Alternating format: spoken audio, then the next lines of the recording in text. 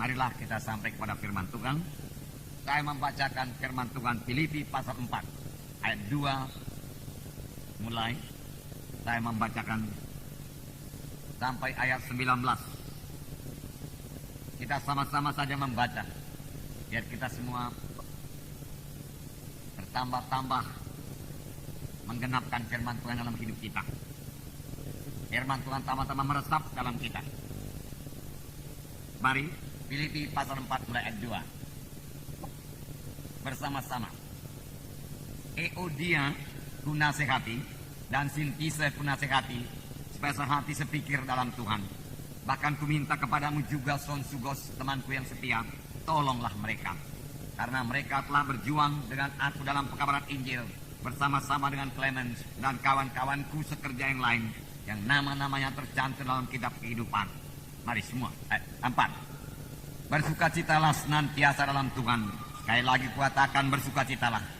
Hendaklah kebaikan hatimu diketahui semua orang. Tuhan sudah dekat. Janganlah hendaknya kamu khawatir tentang apapun juga, tapi nyatakanlah dalam segala hal keinginanmu kepada Allah dalam doa dan permohonan dan ucapan syukur. Damai sejahtera Allah yang melampaui segala akal akan memelihara hati dan pikiranmu dalam Kristus Yesus. Jadi akhirnya saudara-saudara, semua yang benar, semua yang mulia, adil, suci, semua yang manis, semua yang sudah didengar, semua yang disebut kebajikan dan patut dipuji, pikirkanlah semuanya itu. Dan apa yang telah kamu pelajari, dan apa yang telah kamu terima, dan apa yang telah kamu dengar, dan apa yang telah kamu lihat padaku, lakukanlah itu. Maka Allah sumber damai sejahtera akan menyertai kamu. Aku sangat bersukacita dalam Tuhan, bahwa akhirnya pikiranmu dan perasaanmu bertumbuh kembali untuk aku. Memang selalu ada perhatianmu, tetapi tidak ada kesempatan bagimu. Kukatakan ini bukanlah karena kekurangan, sebab aku telah belajar mencukupkan diri dalam segala keadaan. Aku tahu apa itu kekurangan, aku tahu apa itu kelimpahan. Dalam segala hal dan dalam segala perkara tidak ada sesuatu yang merupakan rahasia bagiku, baik dalam hal kenyang maupun dalam hal kelaparan, baik dalam hal kelimpahan maupun dalam hal kekurangan. Segala perkara dapat kutanggung dalam Dia yang memberi kekuatan kepadaku. Namun baik juga perbuatanmu, bahwa kamu telah mengambil bahagian dalam kesusahanku. Kamu sendiri tahu juga, hai orang-orang Filipi, pada waktu aku baru mulai mengabarkan Injil, ketika aku berangkat dari Makedonia, jemaat yang mengadakan perhitungan hutang piutang dengan aku selain daripada kamu. Karena di Tesalonika pun kamu telah 1-2 kali mengirimkan bantuan kepadaku. Tetapi yang kuutamakan bukanlah pemberian itu, melainkan buahnya yang makin memperbesar keuntunganmu. Kini aku telah menerima semua yang perlu daripadamu, malah lebih daripada itu. Aku berkelimpahan, karena aku telah menerima kirimanmu dari Epaphroditus, suatu persembahan yang harum, suatu korban yang disukai dan yang berkenan kepada Allah. Allahku akan memenuhi segala keperluanmu menurut kekayaan dan kemuliaannya dalam Kristus Yesus. Sampai di situ dulu. Saudaraku, yang pertama nasihat Paulus, saudara, kepada sidang Filipi. Sini dikatakannya Euodia ku nasihati dan Sintise ku nasihati, supaya sehati sepikir dalam Tuhan. Saudara, tentunya ada perselisihan di antara mereka, dan tiap-tiap perselisihan ini menduka citakan Roh Kudus. Tuhan menghendaki setiap anak-anaknya saling mengasihi. Tuhan menghendaki setiap anak-anaknya bersatu dan bersehati dalam pekerjaan Tuhan. Hanya satu gereja Tuhan, satu sidang Tuhan yang bersatu dan bersehati, yang bisa mengerjakan pekerjaan Tuhan, yang bisa menggenapkan amanat agung. Firman Tuhan berkata, dalam persatuanlah berkat Tuhan dicurahkan. Ada kuasa dalam persatuan. Secara dunia juga, saudaraku. Dahulu waktu kami anak-anak, kami 7 orang bersaudara. Orang tua kami selalu berkata, bersatu kalian 7 orang bersaudara, maka kalian akan menang, kalian akan berhasil. Lihat saja lidi, dia katakan. Kalau lidi itu yang satu ikatan tidak bisa dipatahkan.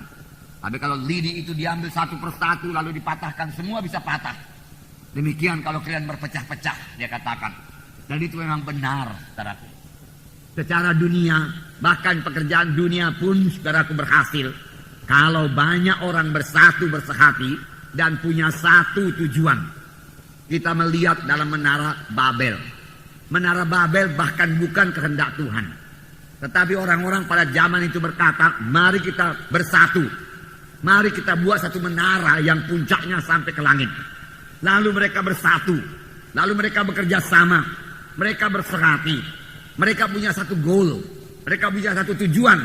Membangun menara sampai ke langit tingginya. Dan saudaraku, Tuhan harus campur tangan. Mengapa? Karena pekerjaan mereka itu berjalan dengan lancar dan baik. Lalu Tuhan lihat, menara itu tentunya begitu kecil kepada Tuhan. Tetapi Tuhan turun. Dan Tuhan hanya memecahkan bahasa mereka.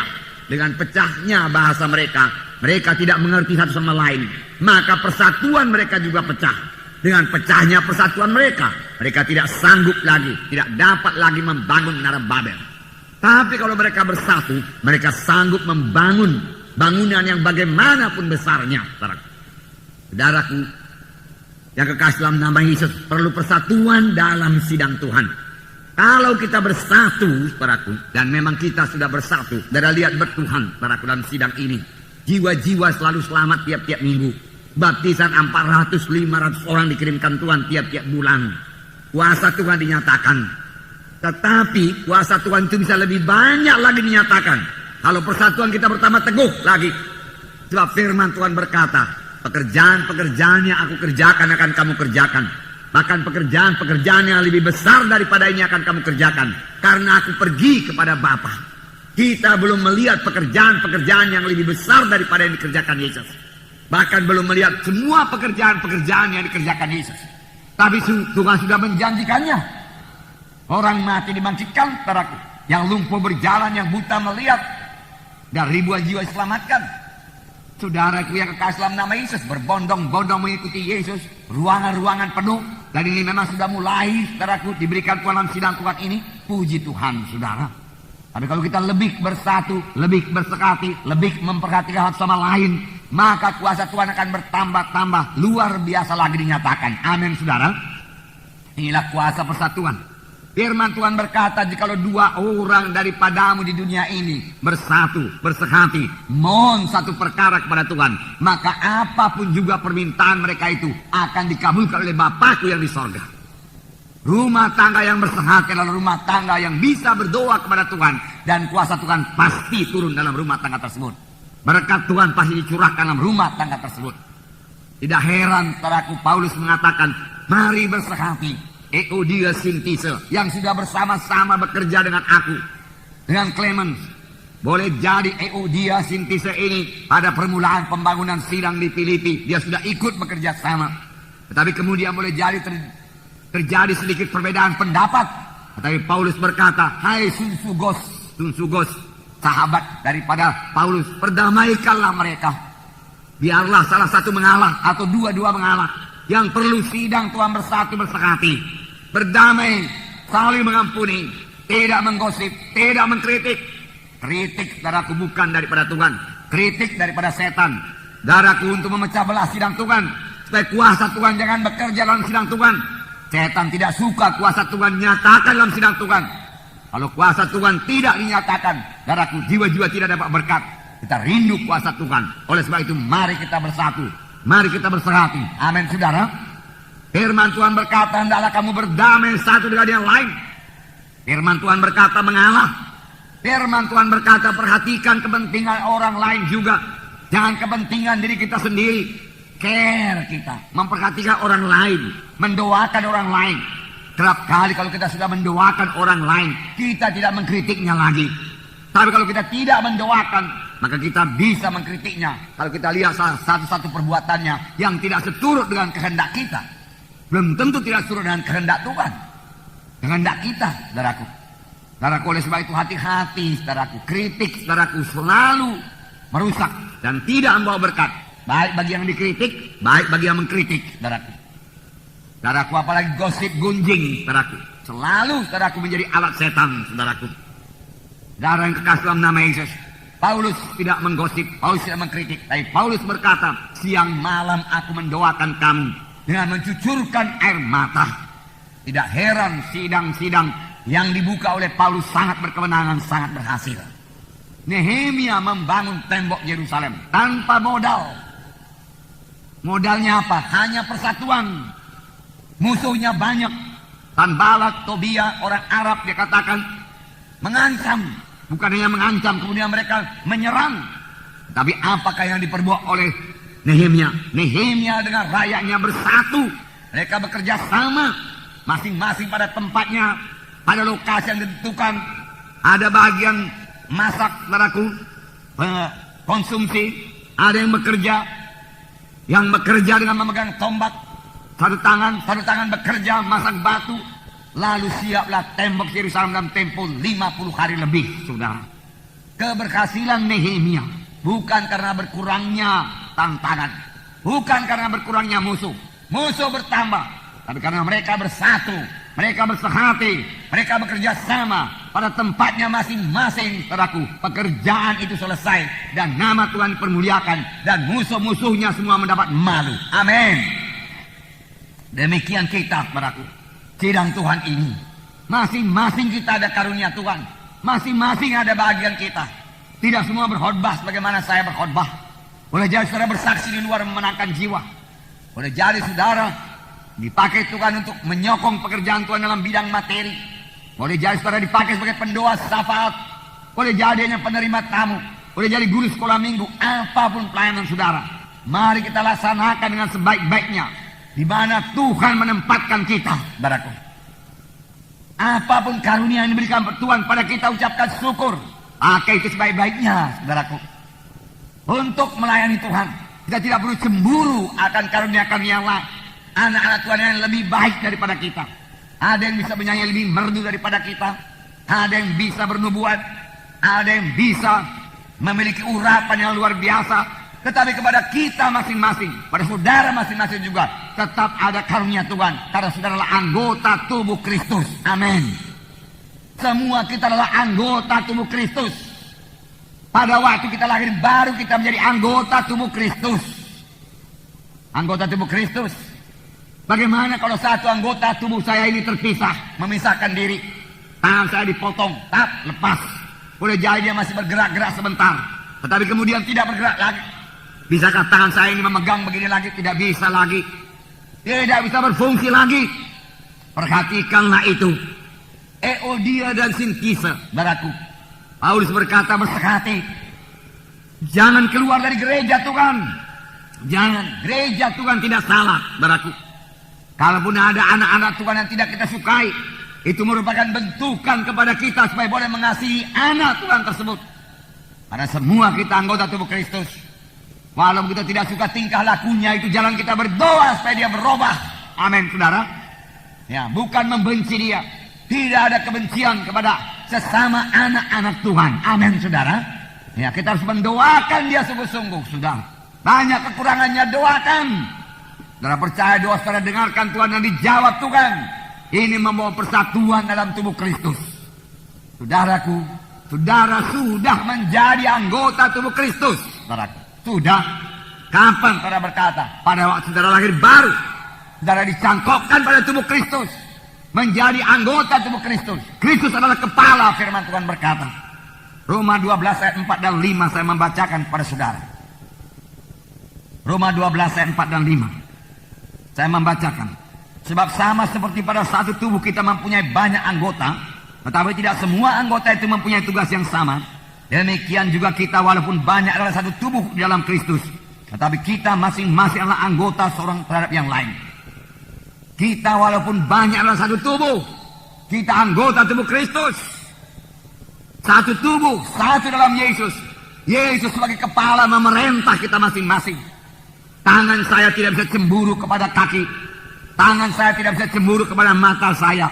Telinga tidak bisa cemburu kepada mulut saya.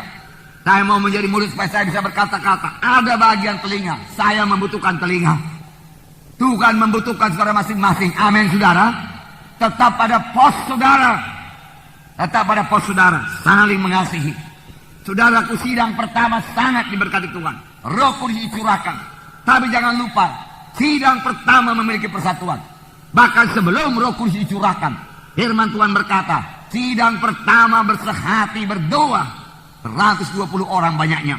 Dan pada waktu Roh Kudus dicurahkan, sidang pertama kita berdoa 120 orang. Mereka bersatu, mereka bersehati. Kemudian pada waktu aniaya datang, mereka juga bersatu, mereka bersehati berdoa. Dalam Kisah Rasul pasal 2. Kisah Rasul pasal 2. Saya membacakan pada saudara. Pasal 1 dulu ayat 14. Mereka semua, Kisah Rasul pasal 1:14. Mereka semua bertekun dengan sehati dalam doa bersama-sama dengan beberapa perempuan serta Maria ibu Yesus dan dengan saudara-saudara Yesus. Sehati berdoa. Ayat pasal 2 ayat 1. Ketika tiba hari Pentakosta, semua orang percaya berkumpul di satu tempat. Mereka juga bersehati, berkumpul satu tempat. Firman Tuhan juga berkata kepada kita, janganlah tinggalkan kebaktian bersama-sama, perhimpunan bersama-sama. Jangan tinggalkan kebaktian minggu. Saudaraku, kebaktian minggu adalah hal yang utama. Kita bersekutu dengan Tuhan, memuji Tuhan, menyembah Tuhan, dan bersekutu satu sama lain sebagai anak-anak Tuhan.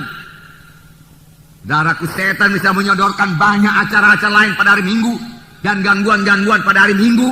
Boleh jadi dia kirim teman-teman kita datang, famili-famili kita datang. Tetapi semua itu tidak bisa menghalangi kita untuk beribadah kepada Tuhan pada hari Minggu. Hari Minggu, saudaraku, hari untuk beribadah, bersyukur kepada Tuhan. Itulah kekuatan kita sepanjang minggu yang akan datang, saudaraku. Karena kita bersekutu dengan Tuhan.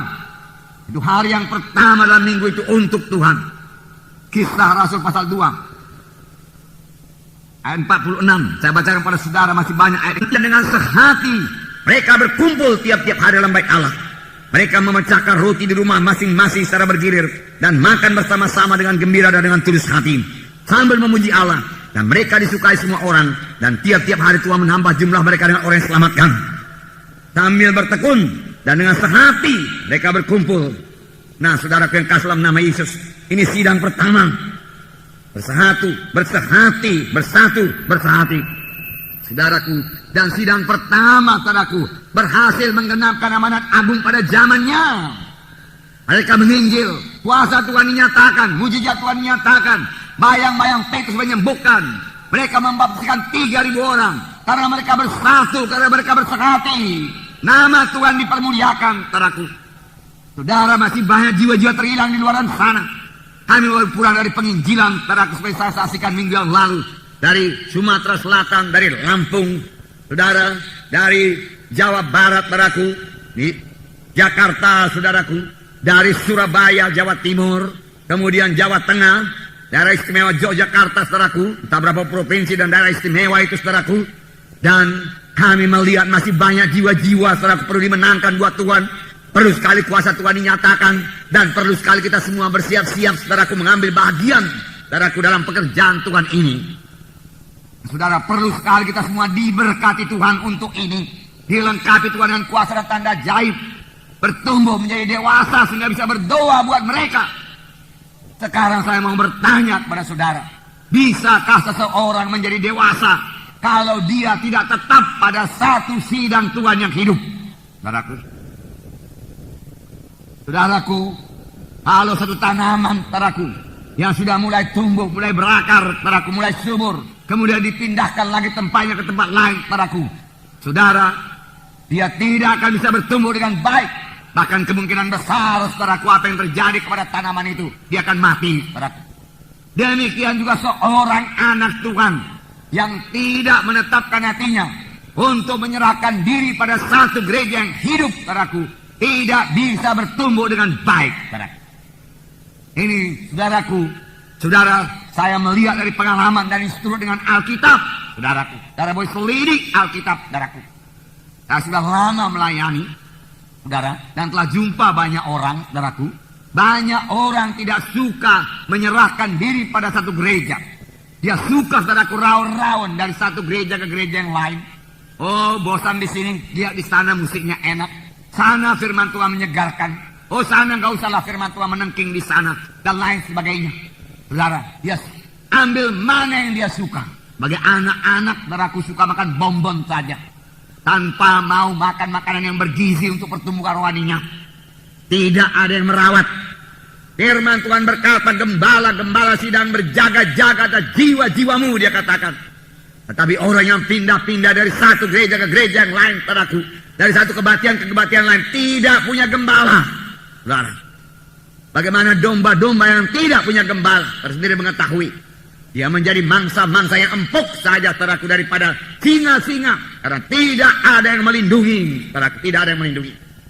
Saudaraku yang kasih dalam nama Yesus, dapat saya simpulkan lagi, saudaraku, seorang yang tidak menyerahkan dirinya pada satu gereja yang hidup tidak akan pernah sampai kepada panggilan Tuhan yang sepenuhnya di dalam hidupnya. Saudara, seorang jiwa, saudaraku, ya, selamat dalam pelayanan saya, saudaraku, saya pikir sekitar tahun 80, saudara. Kemudian, saudaraku, dia sekolah Alkitab, saudaraku, di Jawa, dapat tidak STH, kemudian melayani satu gereja, kemudian tidak puas pindah ke gereja yang lain, kemudian melayani di yayasan, kemudian melayani di majalah, saudaraku. Terakhir, saudaraku, waktu season heading di Jakarta, dia bertemu dengan saya. Apa dia katakan? Dia mengeluh. Dan dia katakan, Pak Munti, dia katakan, bagaimana kalau saya kembali ke Gereja Kemenangan Iman Indonesia? Saya katakan, bagaimana kamu sudah STH? Saya katakan, dan kamu bukan belajar di Institut Alkitab Rema. Tentu nanti pengajaran yang kamu berikan lain daripada yang kami berikan di Institut Alkitab Rema. Bagaimana kamu bisa melayani jiwa-jiwa? Biasakan mengeluh. Karena hidup saya nggak tentu sekarang ini. Pelayanan saya tidak tentu. Memang saya berjumpa dengan jiwa ini di balik papan dalam persekutuan doa. Saudara, 2 buah pula persekutuan doanya, saudaraku. Bukan 1, saudara. Nah, saudara yang kasih dalam namanya sangat repot, saudara. Karena dia jumpa di Jakarta, belum juga punya sidang, belum juga punya pelayanan yang pasti, saudaraku. Belum juga tahu kemanakah pelayanannya, di manakah pelayanannya, saudara. Umur menanjak terus, saudara. Bayangkan dia selamat pada tahun 82, saudara. 15 tahun yang lalu, saudara. Banyak teman-temannya sudah bertumbuh dengan baik. Nah, saudara, ambil putusan, serahkan diri saudara. Dan mari berhimpun bersama-sama, bertumbuh dalam Tuhan. Ingat saja, terpisah saudara dari tubuh ini. Tangannya bagaimanapun kuatnya, saudaraku, tanpa menerima pimpinan daripada otak ini, kepala ini, tidak akan bisa berfungsi, saudaraku. Bagaimanapun bertalentanya orang tersebut, saudaraku, di luar daripada sidang Tuhan yang hidup, saudara, dia tidak akan sampai kepada panggilan Tuhan. Berdoa, saudaraku, di mana saudara bisa menjumpai satu sidang Tuhan yang hidup, yang bisa membimbing saudara sampai kepada panggilan Tuhan dalam hidup saudara, dan tetap di situ. Amin, saudara. Akan ada selalu kekurangan dalam anak-anak Tuhan. Sedangkan Euodia Sintise yang sudah lama selamat, yang ikut dalam pembangunan tubuh Kristus, masih berselisih. Sidang Tuhan di dunia ini belum sempurna. Tapi bukan itu yang menyebabkan kita, saudaraku, meninggalkan sidang Tuhan yang hidup, saudaraku. Itu membuat kita lebih mengasihi sidang tersebut. Dan membawa kita lebih banyak berdoa. Supaya sidang itu bersatu. Supaya yang, saudaraku, apalagi tempat kita berselisih itu, supaya Tuhan membukakan hatinya, bisa mengalah. Tetapi kita lebih dahulu mengalah. Amin, saudara. Jangan segan-segan berdamai. Jangan segan-segan minta ampun. Dan harus mengampuni. Amin, saudara. Dengan demikian sidang Tuhan bersatu dan bersehati. Dan ini merupakan berkat Tuhan yang luar biasa dalam sidang Tuhan. Haleluya. Tuhan memberkati saudara. Yang kedua, janganlah kamu khawatir. Filipi pasal 4 ini tadi. Firman Tuhan berkata, janganlah hendaknya kamu khawatir tentang apapun juga, tapi nyatakanlah dalam segala hal keinginanmu kepada Allah dalam doa, permohonan, dan ucapan syukur. Nah, lebih dahulu dikatakan bersukacitalah kamu senantiasa, sama sebagaimana firman Tuhan minggu yang lalu bersukacita. Kita bersukacita bukan karena banyak untung, saudaraku. Perlu kita bersyukur, saudaraku. Tapi sukacita kita yang terutama bukan lama itu. Tuhan menegurkan murid-murid. Karena murid-murid bersukacita punya kuasa mengusir setan dalam nama Yesus. Tapi Tuhan berkata, bersukacitalah kamu. Bukan karena kamu berhasil mengusirkan setan dalam nama Yesus. Tapi bersukacitalah kamu karena namamu tertulis dalam buku kehidupan anak domba Allah di sorga. Amin. Saya bersukacita, saudaraku.